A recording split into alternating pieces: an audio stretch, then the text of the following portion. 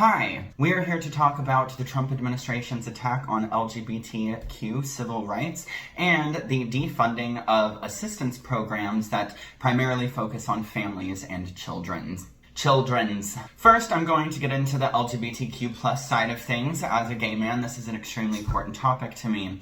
Trump has pushed for policies that make it legal for businesses, or I should say individuals within businesses and businesses themselves, to discriminate on the basis of religion. So it's under this facade of religious liberty, but it's actually just discriminatory laws. What does this mean? This means, and I'm going to tell you a real story, something that actually happened to a man named Mr. Minton, who is transgender, female to male. So, Mr. Minton was going through a sex change because he is a trans man.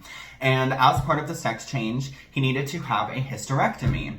And when, in one of the phone conversations with the nurse, when he was preparing to have this procedure done, he mentioned that it was part of the sex change. He was informed the next day that his surgery had been canceled because it was against the doctor's religion to do that. So he sued the hospital for discrimination, and he lost the court case. That's actually the case that Trump uses in his legislation to pass this religious liberty BS. Mr. Minton later accidentally overdosed on medication because a doctor that he had that had prescribed him medication prescribed him too high of amounts, and so he was taking it as directed, but that actually caused him to OD. And he knew that he could not go to the hospital in his area because they refused to treat him for anything, being that he was trans. So he had to go out of his region to an emergency room. Mind you, this was an emergency. He could die, and he could not go to the nearest hospital. What happens whenever there's only one hospital in your area? You realize if I was to have an overdose of some sort, the closest hospital to me is about 5 to 10 minutes away from my house. If they refused to treat me, the next closest hospital is 35 minutes away.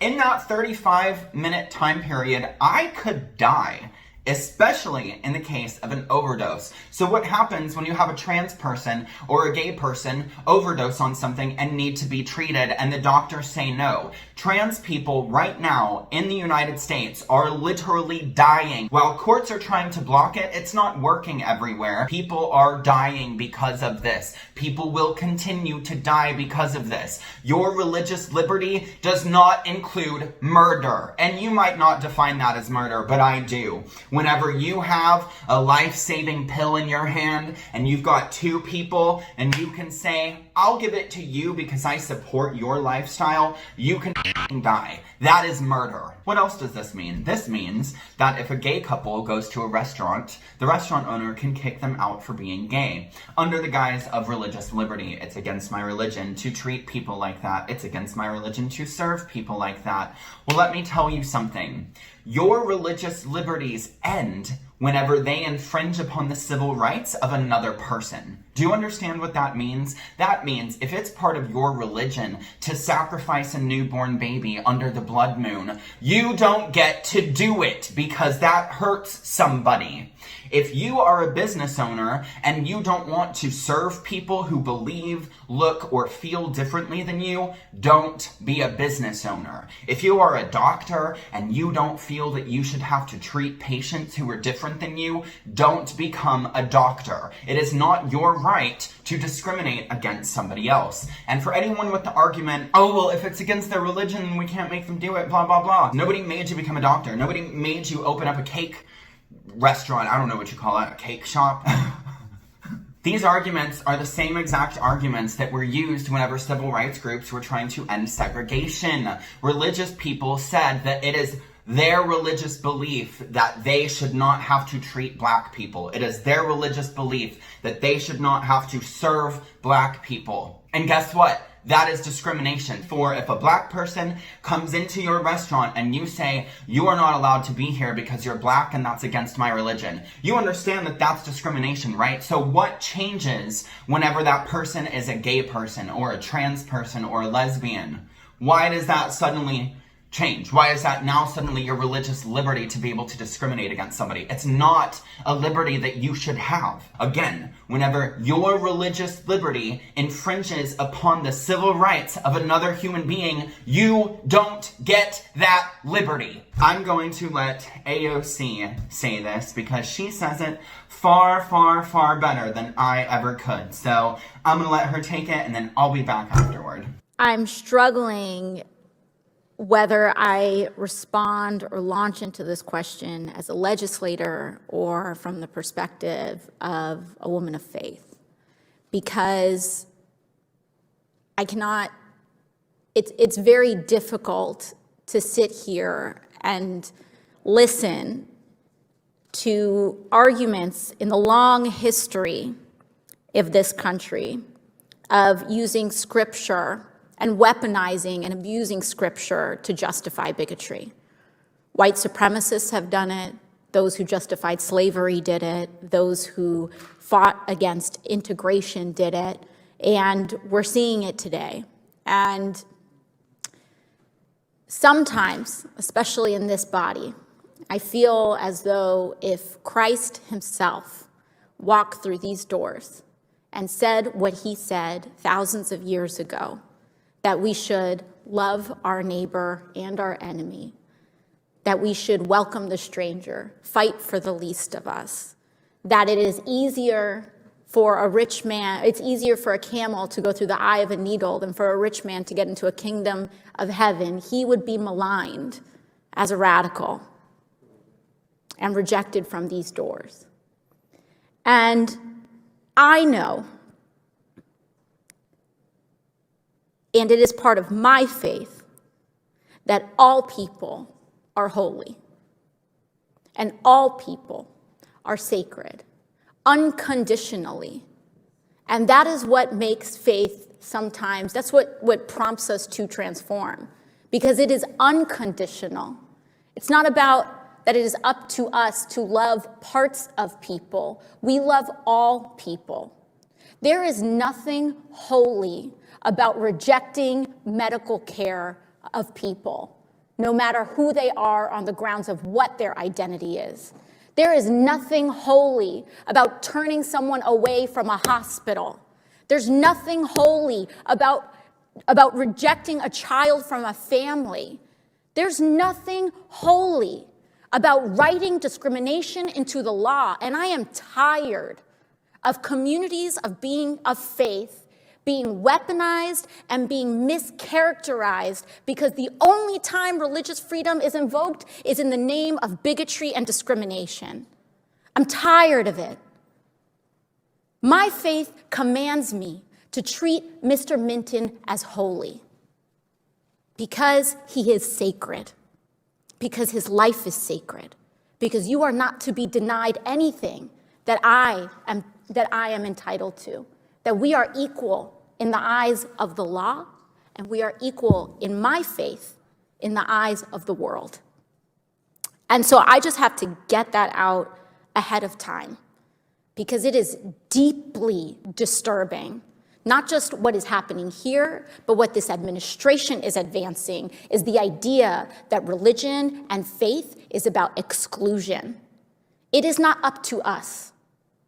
It is not up to us to deny medical care. It is up to us to feed the hungry, to clothe the poor, to protect children, and to love all people as ourselves. Building on one of the points that AOC made, if you have read the Bible and you are using it to push forward this discriminatory idea of what it means to be a Christian, I'm going to need you to take a literature class, because I have read the Bible and I'm going to tell you right now that is not what this book tells you to do.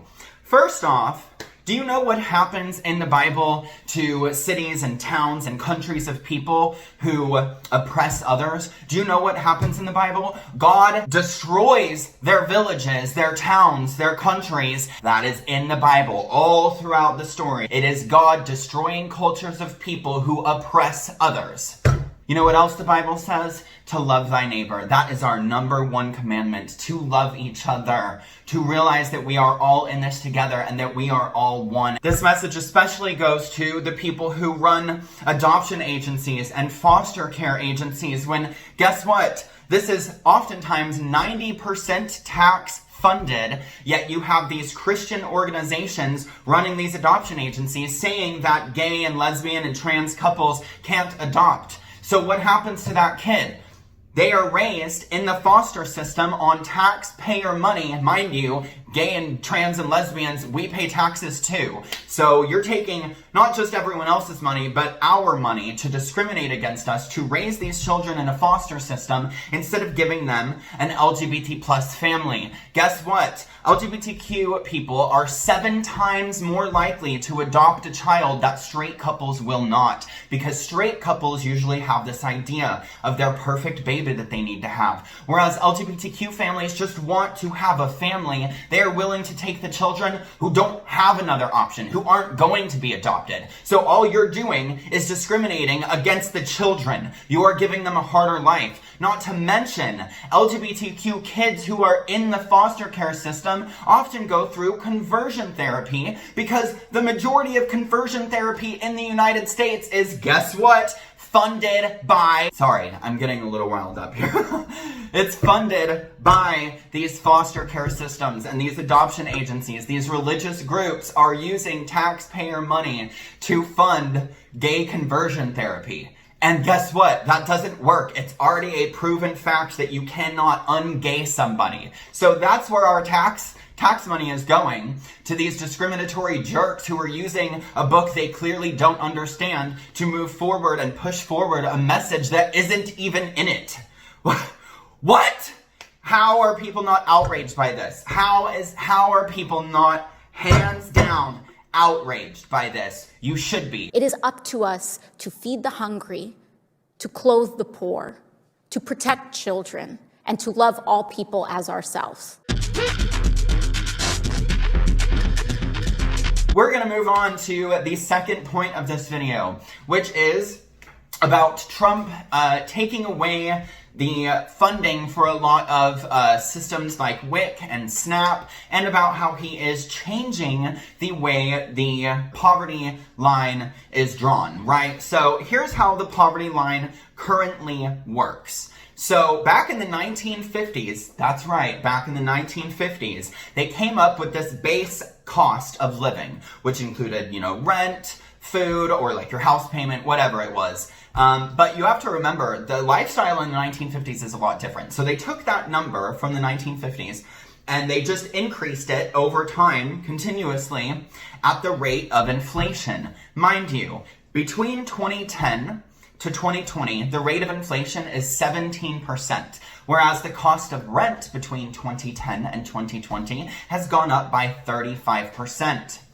So the rate of inflation is not reflective of the actual cost of living. Plus, we're using a system of numbers designed in the 1950s. You know what you could do in the 1950s? You could drive down to the water company and give Billy a check for your water bill this month. You can't do that. Nowadays, you pay it online. How are you going to have internet? Can you afford internet where you live? Can you afford a phone where you live? Can you afford a phone bill or a computer or access to these things? You can't drive to the electric company and hand Donna some cash. No, you got to get it done online. How are people doing school now? Oh, the internet. We need things like this. What were the differences in transportation and, again, just basic rent and home costs in the 1950s versus what they are today? The poverty line right now in the United States says that 17% of people live in poverty, and that is not true. That is 46 million people, and yes, that is an outrageous number, and we should be shook. We should be shook, and we're not.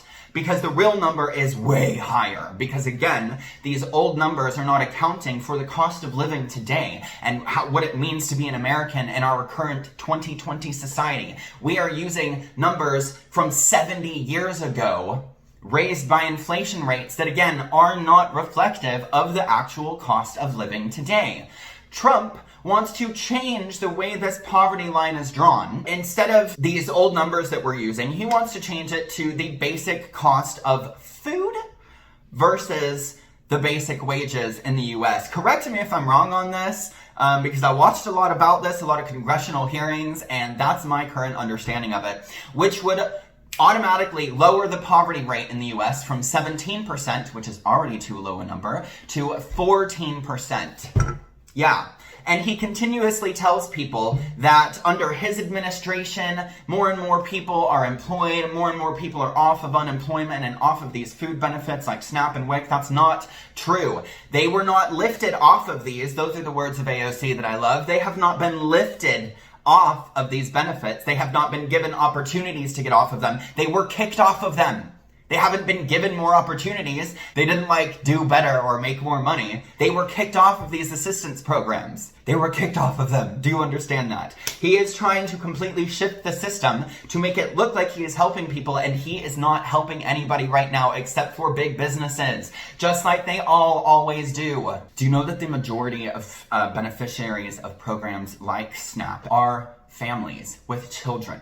Do you know what happens when you take these families off of these assistance programs, off of HUD programs, which, mind you, the discrimination stuff I was talking about earlier, HUD is now allowed to turn you down if you are trans or gay, or lesbian, so that's fun, that's awesome. So what happens whenever you take people off of these assistance programs? You end up with homeless children. You end up with children literally living in dresser drawers and alleyways. You end up with children starving. I'm hearing all these arguments all the time. Get a job, you're lazy. He's 2. How is he supposed to get a job? No, his parents are not able to fulfill his needs. Did you know right now I make $10 an hour, which is minimum wage is $7.25, so I make $2.75 more than the government has said is the basic living cost. I can't live alone. I don't have a car. I can't afford a car. I pay half bills in a house that I live in with my roommate, and even then, I am broke all the time. Can you imagine if I was a single mother with a child who maybe the father left because he didn't care about the kid, maybe the father died, maybe the father was abusive and she had to get out? There are so many situations where these children and these families need this assistance in order to sustain their life, and the only way that those kids are going to be able to climb out of that poverty situation 99% of the time is if they have these benefits in their youth to keep them going. What happens when this kid is homeless? What are you teaching that kid? That is your worth. That is your value. Oh, you can't get a job? 2-year-old? Go sell some drugs by the time you're 8. I know people personally who started selling drugs before they even hit puberty because they could not afford food. This is not the system we are fighting for. This is not the America we want. All people must be valued. All people must be treated as equals. It is up to us to feed the hungry, to clothe the poor, to protect children. Yes, sometimes people abuse the system, but it is not as common as it is to just need that system. Someone made a really amazing point in one of these congressional hearings. There are alternatives to SNAP benefits, would be raising wages. If we raised wages in a significant fashion, that would dramatically reduce the need for SNAP benefits. But in my view, working families deserve to eat, and when their wages and hours don't match the current costs, well, then we as a nation have a responsibility to care for them. Raise the minimum wage. But then you hear people say, oh, well, businesses can't afford to do that. Right, no. Jeff Bezos is only worth over $100 billion because they don't have enough money to pay their employees a living wage. You're right, you're right. Walmart has always been one of the top Fortune 500 companies, I think since the 90s? They are multi-billion-dollar industry, and their minimum wage for their company is $9 an hour, which, depending on where you live, is $3 to $6 less than the actual cost of living there. So you're telling me that these multi-billion-dollar companies can't afford to give their companies a raise? And what are lawmakers like Trump doing in this time? They are giving these corporations massive tax cuts and saying that this trickle-down economics is going to work, and they'll take that money that they're not paying in taxes and they'll put it into wages. Has that happened? I have not seen that happen since these tax cuts. I have not seen one company give a raise. Where I live, that $10 an hour job is a good paying job. But you know what? Don't take it from me. Take it from Ms. Hutchison, who made such an excellent point during her oversight hearing witness statement. I don't know what you call it exactly. Made such an excellent point that the crowd gave her a round of applause. Ms. Hutchison. Good morning. My name is Amy Jo Hutchison. I'm a single mom of two who's lived in West Virginia all my life. I'm also a community organizer for West Virginia Healthy Kids and Families, Our Future West Virginia, where I organize and advocate for poor and marginalized folks. Today I'm here to help you better understand poverty because poverty is my lived experience. And I'm also here to acknowledge the biased beliefs that poor people are lazy and that poverty is their fault. But how do I make you understand things like working full-time for $10 an hour is only about $19,000 a year, even though it's well above the federal minimum wage of $7.25 an hour? I want to tell you about a single mom I met who was working at a gas station. She was promoted to manager, and within 30 days, she had to report her new income to DHHR. Within 60 days, her rent bumped from $475 to $950 a month. She lost her SNAP benefits and her family's health insurance. So she did what poor people are forced to do all the time. She resigned her promotion and went back to working part-time just so she and her family could survive. Another single mom I know encouraged her kids to get jobs. For her DHR review, she had to claim their income as well. She lost her SNAP benefits and her insurance, so she weaned herself off of her blood pressure medicines because she, working full-time in a bank and part-time at a shop on the weekends, couldn't afford to buy them. Eventually, the girls quit their jobs because their part-time fast food income was literally killing their mother. You see, the thing is, children aren't going to escape poverty as long as they're relying on a head household, who was poor. Poverty rolls off the backs of parents and right onto the shoulders of our children, despite how hard we try. I can tell you about my own with food insecurity. The nights I went to bed hungry so my kids could have seconds, and I was employed full-time as a Head Start teacher. I can tell you about being above the poverty guideline, nursing my gallbladder with essential oils and prayer, chewing on cloves and eating ibuprofen like they're Tic Tacs because I don't have health insurance and I can't afford a dentist. I have 2 jobs and a bachelor's degree, and I struggle to make ends meet. The federal poverty guidelines say that I'm not poor, but I cashed in a jar full of change the other night so my daughter could attend a high school band competition with her band. I can't go grocery shopping without a calculator. I had to decide which bills not to pay to be here in this room today. Believe me, I pulled myself up by the bootstraps so many damn times that I've ripped them off. The current poverty guidelines are ridiculously out of touch. The poverty line for a family of 3 is $21,720. Where I live, because of the oil and gas boom, a 3-bedroom home rents for $1,200 a month. So if I made $22,000 a year, which could disqualify me from assistance, I would have $8,000 left to raise 2 children and myself on. And yet the poverty guidelines wouldn't classify me as poor. I Googled Congressman's salary the other day, and according to Senate.gov, the salary for senators, representatives, and delegates is $174,000 a year. So a year of work for you is the equivalent of almost 4 years of work for me, and I'm $24,000 above the federal poverty guidelines definition of poor. It would take 9 people working full-time for a year at $10 an hour to match y'all's salary. I also read that each senator has authorized $40,000 for state office furniture and furnishings, and this amount is increased each year to reflect inflation. That $40,000 a year for furniture is $360 more than the federal poverty guidelines for a family of 7. And yet here I am, begging you on behalf of the 15 million children living in poverty in the United States, on behalf of the 1 in 3 kids under the age of 5, and nearly 100,000 children in my state of West Virginia living in poverty, to not change anything about these federal poverty guidelines until you can make them relevant and reflect what poverty really looks like today. You have a $40,000 furniture allotment. West Virginia has a median income of $43,000 and some change. People are working full-time and are hungry. Kids are about to be kicked off the free and reduced lunch rolls because of changes y'all want to make to SNAP. Even though 62% of West Virginia SNAP recipients are families with children, the very same children who cannot take a part-time job because their parents will die without insurance.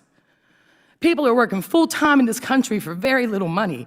They're not poor enough to get help. They don't make enough to get by. They're working while they're rationing their insulin, and they're skipping their meds because they can't afford food and health care at the same time. So shame on you. Shame on you, and shame on me, and shame on each and every one of us who haven't rattled the windows of these buildings with cries of outrage at a government that thinks their office furniture is worthy of $40,000 a year and families and children aren't. I'm not asking you to apologize for your privilege, but I'm asking you to see past it. There are 46 million Americans living in poverty, doing the best they know how with what they have, and we, in defense of children and families, cannot accept anything less from our very own government.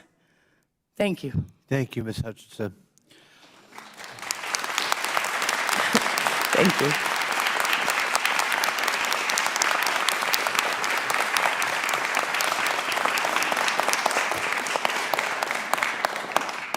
I think we just heard why this hearing is important.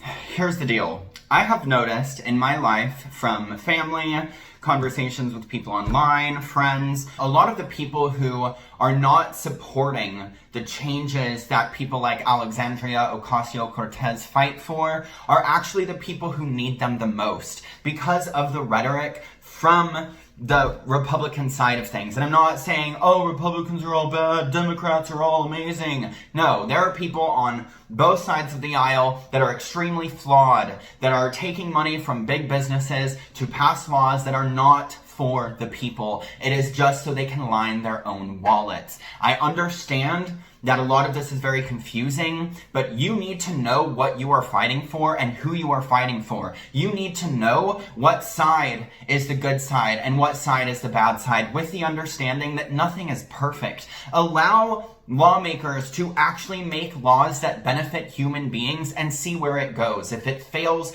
we can always come up with a new system. But stop using the words of one person, such as President Trump, to have this image of what the government is actually doing, because he is one individual. You need to be doing research. You need to be reading up on these policies, seeing how they affect people. How similar are they to past policies that have failed? How different are they from policies that haven't worked in the past? Do you think that this one might actually work? Do your research. Don't just take someone's word for it. Don't just watch this video and be like, oh, well, that one guy on the internet said no. Do some research on your own. I will be including some massive playlists over here with all of the information that I have told you, and I'm going to tell you right now, I have spent hours upon hours, probably full-time job hours, just watching these congressional hearings, because I want to know what's going on in my country. I want to know what's going on with my lawmakers. I want to know who is fighting for me and who doesn't give a crap. And I will tell you right now, if you watch these hearings, you will learn exactly that. Who has your back and who doesn't care? Who is using this anti-illegal immigrant rhetoric to confuse viewers and to confuse the issues versus who is using actual facts? What side is using actual numbers to support their argument? What side is using, I don't know, actual arguments rather than just trying to get the crowd riled up with their rhetoric of hate? Don't vote against your own rights. Do not vote against the civil rights of human beings. Do not vote against the well-beings of your communities, because I can tell a lot of you white people right now, whenever you think about these people in poverty, you're thinking about inner city black families who, yes, have been way disproportionately affected by all of this. But guess what? You rural white Christian communities are going through it too. I was raised in a town with 800 people. Do you know what job options there were? You could bale hay for that farmer over there. You could find a job on a ranch. Good luck. Or you could work at a gas station, but I have a feeling that this gas station didn't have 800 positions open. No, that gas station might have had one or two every few years. So how did people get a job? They had to be able to afford a car to drive to a town that was 45 minutes to an hour away. Imagine a 2-hour commute every day just so you could get paid $7.25 an hour. You think that you're not being affected by this too? Wake up! We have to start fighting for ourselves and all other human beings. We are all in this together. Stop letting these people confuse you. Stop letting them lie to you. Pay attention. Wake up. Do the research. Learn the facts. And if you are the type of person whose religion gives you the permission to use that religion to hurt other people, I want you to know I would never do that to you. A lot of LGBTQ people would never use their beliefs to put you in harm's way. What kind of person are you? What are you fighting for?